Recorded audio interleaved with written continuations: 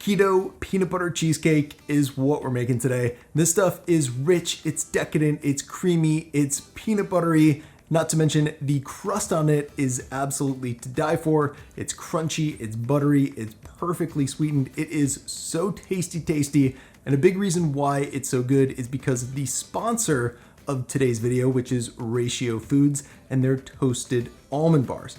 I actually use the toasted almond bars as the base for my cheesecake crust, and I've got to tell you guys, it did not disappoint. It turned out so fantastic as a crust to my cheesecake. I actually think these bars would make a great pie crust as well. There's just so much you could do with these. They come in two different flavors. They come in the toasted almond flavor, which we're using in today's peanut butter cheesecake recipe, and they also have a lemon flavor as well. Now, no matter which flavor you go with, both bars are just 2 net carbs a piece. And actually their entire line of products, because they also sell some dairy snacks as well, have just 2 net carbs. So if you want to find out more info on the bars or the dairy snacks, there's a link in the video description below where you can find a store near you that's selling them. With that said though, let's not waste any more time. Let's jump right into the good stuff, make some keto friendly cheesecake. All right, so the first thing we want to do is preheat our oven to 350 degrees.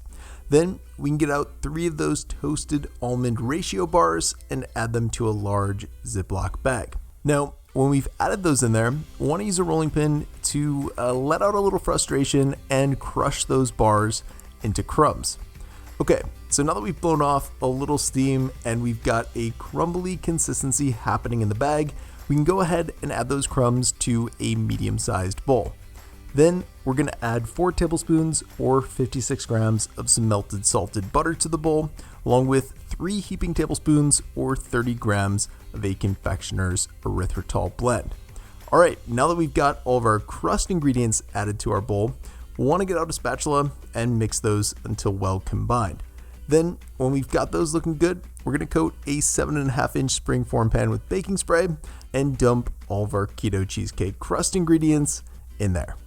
And as you're seeing here, I want to use our hands to press those out evenly in the bottom of our pan.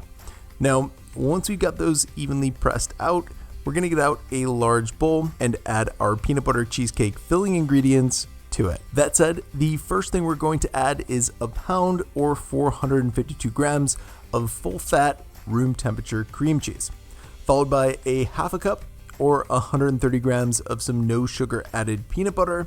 And then to sweeten everything up, we'll add a cup or 150 grams of a confectioner's erythritol blend. Lastly, to bring out all of those flavors, we're going to add a touch of salt, and then we can get out our hand mixer and beat everything together until well combined. That said, when we've got something that looks like this going on in the bowl, we can add the rest of our keto cheesecake filling ingredients, and those would just be 3 large eggs and a heaping teaspoon of vanilla extract. Then when we've added those, we'll just want to give them a quick mix with our hand mixer and nothing more, because if we overmix the eggs, it's going to result in a cracked cheesecake later on. Anyways, once our peanut butter keto cheesecake filling looks something like this, we're going to set it aside and coat the sides of our springform pan with baking spray. Then when that's taken care of, we're going to pour our keto cheesecake filling in the pan and then spread it out evenly with our spatula. Now we're all set to bake the cheesecake, and it will take around 35 to 40 minutes to cook. So once it's done cooking, want to let it cool down to room temperature and then refrigerate it for at least an hour. That said, right before that hour is up, we're going to make a super simple sugar-free chocolate drizzle for the top of our keto cheesecake. So as you're seeing here, in a small bowl, we're going to add 3 tablespoons or 28 grams of keto chocolate chips, along with a tablespoon of butter, and then we're going to melt those together in the microwave for around 20 seconds.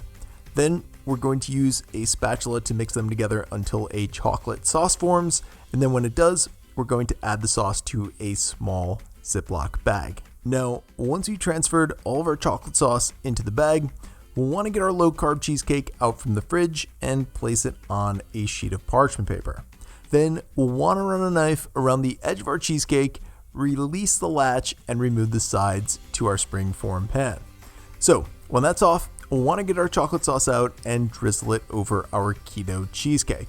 Then when we've got that looking good and chocolatey, we can refrigerate our keto peanut butter cheesecake for another 2 hours just so that it has a chance to completely chill. That said, after it chills, you should end up with a cheesecake that looks something like this.